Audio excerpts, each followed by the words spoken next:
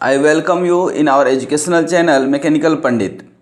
आइए आज हम लोग स्ट्रेंथ ऑफ मटेरियल के अंदर एक बहुत ही important topic that is the spring वह स्टार्ट करेंगे।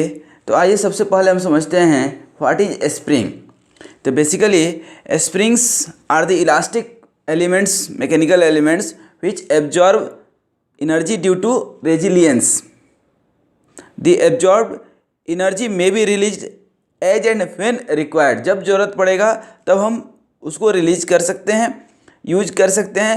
Basically a spring which is capable of absorbing the great amount of energy for the given stress without getting any kind of permanent distortion, it is known as the spring.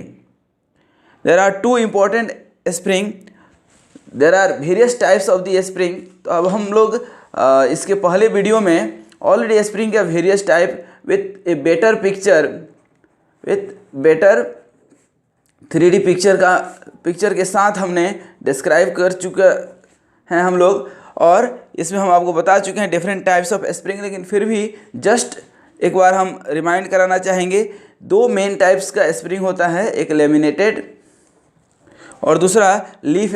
Laminated और leaf spring इसी को बोलते हैं। और दूसरा होता है helical coil spring. Helical coil spring, अभी इसको थोड़ा सा समझने की कोशिश की। तो देखिए यहाँ पे ये लेमिनेटेड और लीफ स्प्रिंग, दूसरा helical coil spring. Helical coil spring में भी दो टाइप्स का होता है, एक close coil spring, close coil and open coil. Close coil basically it is the close coil helical spring. इस टाइप से कुछ आप जो देख रहे हैं स्प्रिंग, तो ये जो स्प्रिंग है आपका, यहाँ ध्यान दीजिए, दिस वायर ये जो भी एंगल बना रहा है, कहाँ से, हॉरिजेंटल से, हॉरिजेंटल उससे जो भी एंगल बना रहा है, ठीक है ना, ये एंगल जो भी बना रहा है that is called alpha, helix angle. इसको हम लोग हेलिक्स एंगल बोलते हैं। अब यहाँ पे कहीं भी एक हॉरिजेंटल से ये जो वायर है आपका, ये जो एंगल बना रहा है that is basically helix angle. तो when helix angle are very small, और you can say the pitch between the two adjacent, इसके बीच के डिस्टेंस को क्या बोलते हैं, pitch. If the pitch is very small that means कि the adjacent turn are very small, this close coil helical spring carries an axial load. ये axial load, तो ये हमारा क्लोज कॉइल स्प्रिंग होता है। और एक होता है ओपन कॉइल स्प्रिंग, जहाँ हेलिक्स एंगल थोड़ा ज़्यादा होता है, ठीक है। अब देखिए यहाँ पे लेमिनेटेड और लीफ स्प्रिंग भी कई टाइप्स के होते हैं। एक होता है full elliptical spring, full elliptical, ये ऑलरेडी हम बता चुके हैं। दैट मीन्स ये इलिप्टिकल इस टाइप से, फिर ये आपका दूसरा लेयर जाएगा, ठीक है ना, फिर तीसरा लेयर जाएगा, इस तरह से दीज आर द लीफ। तो फुल इलिप्टिकल हो सकता है, हाफ इलिप्टिकल हो सकता है, that is called also semi elliptical, और कैंटिलीवर, दैट मीन्स कि सिर्फ एक ही रहेगा, ठीक है। कैंटिलीवर जनरली इस टाइप से होता है, ये जो है फिक्स हो गया, फिर एक दूसरा टर्न आएगा यहाँ पे, और यही अपोजिट भी हो सकता है, ठीक है। तो ये अपोजिट भी हो सकता है, ये लोड बियर करेगा। इसके अलावा जो है आपका हेलिकल स्प्रिंग में तो एक क्लोज कॉयल, ओपन कॉयल, एक टेंशन स्प्रिंग भी होता है, टेंशन स्प्रिंग और कंप्रेशन स्प्रिंग। दैट मीन्स इसमें टेंसाइल में ज़्यादा लोड बियरिंग कैपेसिटी होगा, इसमें कंप्रेसिव के लिए होगा। इसके अलावा टोर्सन स्प्रिंग होता है, ठीक है ना, बचपन में वो गाड़ी देखे होंगे, ठीक है ना, इसी को फ्लैट स्प्रिंग भी आगे चल करके हम लोग बोलेंगे। उसके बाद सर्कुलर स्प्रिंग होता है, बिलेवाइल स्प्रिंग होता है, प्लेट बिलेवाइल स्प्रिंग। उसके अलावा फ्लैट प्लेट स्प्रिंग, ठीक है। तो these are the spring which we have already discussed in our previous video detail में। तो एक बार उस वीडियो को देख लेंगे तो इसका कॉन्सेप्ट क्लियर हो जाएगा। तो आज हम लोग आएंगे मैथमेटिकल पोर्शन, जो कि है हमारा क्लोज कॉयल स्प्रिंग। तो क्लोज कॉयल स्प्रिंग हम बता चुके हैं कि क्या है। तो इस क्लोज कॉयल स्प्रिंग को आइए देखते हैं एक एक करके। सबसे पहले तो ये ध्यान दीजिए कि इस पूरे स्प्रिंग का जो कॉन्सेप्ट है, वह कॉन्सेप्ट इस आधार पे है कि जो भी हमारा ये वायर है, ठीक ना, इस वायर का डायमीटर ये दो यहाँ पे डायमीटर होगा। एक तो ये जो वायर है, ठीक है ना, वायर को जब आप इलोंगेट करेंगे तो कुछ इस तरह से दिखेगा, जिसका डायमीटर कितना है d, ठीक है। और इस कॉइल का डायमीटर दैट मीन्स यहाँ से लेकर के यहाँ तक का जो डायमीटर होगा, यहाँ से यहाँ तक का डायमीटर, ये कैपिटल D मान लीजिए, ठीक ना। तो इसको हम लोग बोलते हैं कॉइल डायमीटर और इसको बोलते हैं वायर डायमीटर, ठीक ना। मैं ज़्यादा कहानी नहीं लिखूँगा, ठीक है ना, जस्ट इसको समझने की कोशिश कीजिएगा। दूसरा, ये आपका यदि हम रेडियस निकालेंगे इसी का, तो रेडियस क्या हो जाएगा, कैपिटल R। रेडियस क्या हो जाएगा, कैपिटल R। जब इसके ऊपर आप लोड लगाते हैं, जब इसके ऊपर आप लोड लगाते हैं W, तो इट गेट्स डिफ्लेक्टेड, ये डिफ्लेक्शन होगा। तो डिफ्लेक्शन होगा दोस्त, तो ये देखिए यही डिफ्लेक्ट होकर के यहाँ से यहाँ ये डिफ्लेक्ट होकर के आ गया, तो इसको हम लोग बोलते हैं डेल्टा डिफ्लेक्शन। और ये वायर जो यहाँ था अब क्या आ गया, यहाँ पे आ गया, देखिए यहाँ पे आ गया। तो ये जो क्या हो गया, एंगुलर डिफॉर्मेशन थीटा, ठीक है। ये एंगुलर चेंज जो है कितना हो गया, थीटा। तो यहाँ पे जब आप निकालेंगे डेल्टा इक्वल टू, तो क्या हम लिख सकते हैं, ये कितना है, रेडियस R। तो यदि R के टर्म में हम लिखना चाहें तो R into theta, radius R into theta हो गया आपका। अब ध्यान दीजिए यहाँ पे, ये जब स्प्रिंग पे आप वायर लगाते हैं, सॉरी लोड लगाते हैं, तो स्प्रिंग के अंदर ट्विस्टिंग मोमेंट जनरेट होता है। कौन सा, ट्विस्टिंग मोमेंट जनरेट होता है। जब ट्विस्टिंग मोमेंट जनरेट होगा तो यहाँ पे अब आएगा आपका कौन, torsion equation, torque upon IP equal to C theta upon L equal to tau upon R। तो ये आपका क्या हो जाएगा, टोर्सन इक्वेशन। टोर्सन इक्वेशन पे ही पूरा का पूरा इसका कॉन्सेप्ट है स्प्रिंग का, खास करके क्लोज कॉइल स्प्रिंग का। तो अब ध्यान दीजिए इस इक्वेशन से, ठीक ना, ये जो आपका इक्वेशन है टोर्सन इक्वेशन, तो टोर्सन इक्वेशन हमने यहाँ निकाल लिया, क्या, torque upon IP equal to C theta upon L equal to tau upon R, ठीक है। अब यहाँ से यदि हम निकालना चाहें क्या, टॉर्क, तो इस दोनों को यदि हम पकड़ लें तो क्या हो जाएगा, torque equal to tau into IP upon R, ठीक है। और IP upon R that means कि अब हम किसके लिए लिखेंगे, ये आपका वायर के लिए, ठीक ना, ये वायर के लिए। तो वायर के लिए दैट मीन्स कि ये वायर का डायमीटर कितना है, स्मॉल d, ठीक है। तो यहाँ इस कैपिटल R से कंफ्यूज मत होइएगा, इसको स्मॉल r लिख देते हैं, ठीक है। ये स्मॉल r वायर डायमीटर है, ठीक है। अब यहाँ पे टॉर्क इंटू IP कितना होता है, pi upon 32 d to the power 4 into R का क्या हो जाएगा, d/2। तो कितना हो गया, टाउ इंटू पाई/16 d³ दैट मीन्स कि यदि हम शियर स्ट्रेस निकालना चाहें, शियर स्ट्रेस, तो क्या हो जाएगा, 16 टॉर्क अपन पाई d³। ये आपका शियर स्ट्रेस हो गया, ठीक है। अब ये शियर स्ट्रेस हो गया आपका, दैट मीन्स कि यहाँ पे टाउ कितना हो गया, 16T अपन पाई d³, ठीक है। अब ध्यान दीजिए यहाँ पे एक बार जब शियर स्ट्रेस निकल गया तो अब टॉर्क कितना है, यहाँ पे ध्यान दीजिए, ये जब टॉर्क लगाएंगे आप दैट मीन्स कि जो लोड लगाएंगे, लोड भले यहाँ लग रहा है लेकिन इसका इंड इफेक्ट कहाँ पे आएगा, यहाँ पे आएगा, क्योंकि ये अंदर तो पूरा हॉलो है, ठीक ना, साइड में वायरिंग है। तो यहाँ पे टॉर्क कितना निकलेगा, W इंटू R, ठीक ना, W load into R distance that is the twisting moment. तो यहाँ पे इस इक्वेशन में हम क्या लिख सकते हैं, 16 इंटू WR। अब ये कैपिटल R आ रहा है, ये ध्यान दीजिएगा, ये वाला R है, दैट मीन्स कि D आएगा तो कैपिटल D आएगा अपन पाई d³, ठीक है। अब जो है यहाँ ध्यान दीजिए कि यहाँ पे ये जो कॉइल है, there are number of coil, तो let n is the number of coil.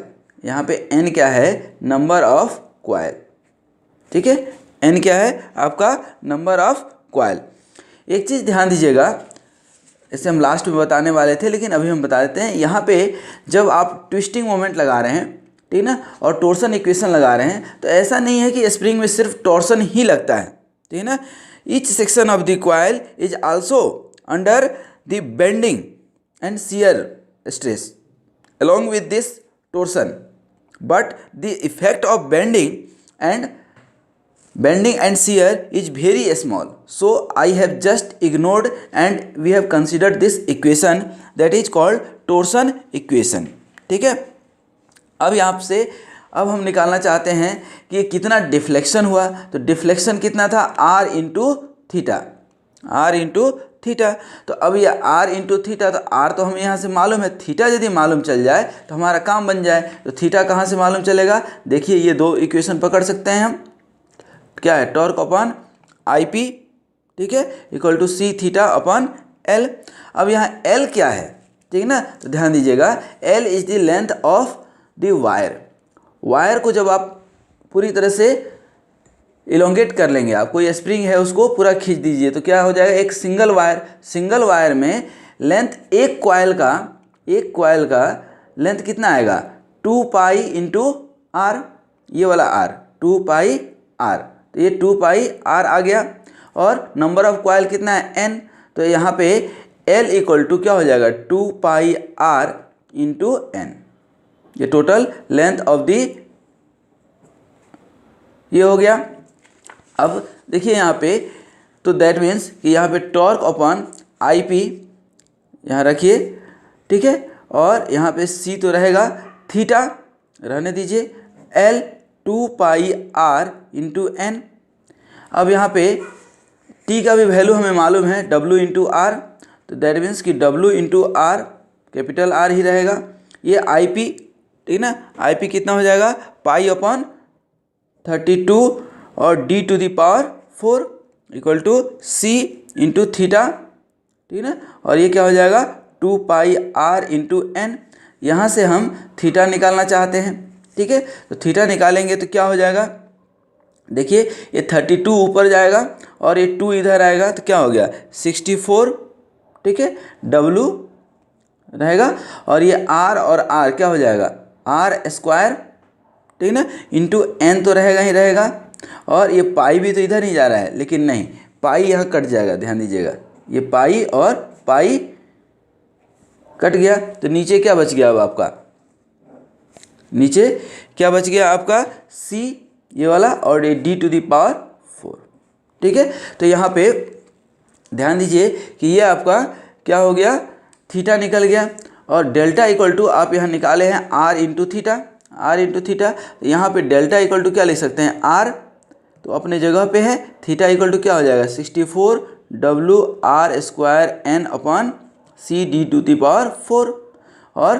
Finally delta equal to निकालेंगे तो ये आर स्क्वायर आर क्यू हो जाएगा, so 64 W R Q N upon C D to the power 4, ये आपका क्या हो गया, डिफ्लेक्शन, ठीक है। तो इस तरह से आपका क्या निकल गया, deflection of the spring, deflection of the spring निकल गया, ठीक है। अब यहाँ डिफ्लेक्शन निकालने के बाद, ठीक है ना, अब ध्यान दीजिएगा कि ये डिफ्लेक्शन तो तब आपने निकाला जब यहाँ पे आपने कोई भी कर्व का इफेक्ट, कर्वेचर इफेक्ट कंसीडर नहीं किया, ठीक है ना। यदि कर्वेचर इफेक्ट कंसीडर नहीं करते हैं, ठीक है ना, ध्यान दीजिएगा, कर्वेचर इफेक्ट नहीं कंसीडर करते हैं तब ये होता है, और यदि कर्वेचर इफेक्ट कंसीडर कर लिए, ठीक है ना, तो वहाँ पे एक कांस्टेंट होता है कर्वेचर इफेक्ट, दैट मीन्स कि इफेक्ट ऑफ डायरेक्ट शियर और डायरेक्ट लोड, तो वहाँ पे एक के आकर के, एक कांस्टेंट आकर के मल्टीप्लाई हो जाता है, और ये के और कुछ नहीं है, just a Wahl's correction factor होता है, ठीक है ना, के इज वाल्स करेक्शन फैक्टर बोलते हैं इसको, ध्यान दीजिएगा। और ये के का फॉर्मूला होता है 4s minus 1 upon 4s minus 4 in plus 0.615 upon s। अब पूछिएगा सर s क्या है, ठीक है ना, तो अभी आ रहे हैं आपको बताएंगे। तो ये क्या है, 4s minus 1 upon 4s minus 4 plus 0.615 upon s, where s is the spring index, s is the spring index. Spring index मतलब capital D upon small d, that means S equal to capital D क्या, ये coil diameter upon wire diameter को spring index बोलते हैं, ठीक है। और एक होता है स्प्रिंग स्टिफनेस, जिसको इंडिकेट करते हैं के से। तो ध्यान दीजिएगा, ये वॉल करेक्शन फैक्टर को भी के से इंडिकेट करते हैं और स्टिफनेस ऑफ द स्प्रिंग को भी के से इंडिकेट करते हैं, ठीक है। और ये होता है आपका load per unit deflection, that means कि कितना लोड आपने लगाया और कितना डिफ्लेक्शन हुआ। तो ध्यान दीजिए, ये W अपन ये करेंगे आप, ठीक है ना। तो ये क्या निकल करके आ जाएगा आपका CD to the power 4 CD to the power 4 64 W और W तो कैंसिल हो जाएगा, ठीक है ना। तो ये क्या बचेगा RQ इंटू N, ठीक है। तो इस तरह से ये आप यहाँ पे वॉल्स करेक्शन फैक्टर रखेंगे। कब? जब कर्वेचर इफेक्ट दिया हो, जब क्वेश्चन में वॉल्स करेक्शन फैक्टर दिया हो तो ही इसको कंसीडर कीजिएगा, अदरवाइज कंसीडर करने की ज़रूरत नहीं है, ध्यान रखिएगा। तो इस तरह से आपका ये निकल गया क्या, डिफ्लेक्शन, जो सबसे वेरी इंपॉर्टेंट इक्वेशन है स्प्रिंग का। और दूसरा हमने क्या निकाला, स्प्रिंग इंडेक्स। और तीसरा क्या निकाला हमने, स्प्रिंग स्टिफनेस, ठीक है ना। K that means spring stiffness is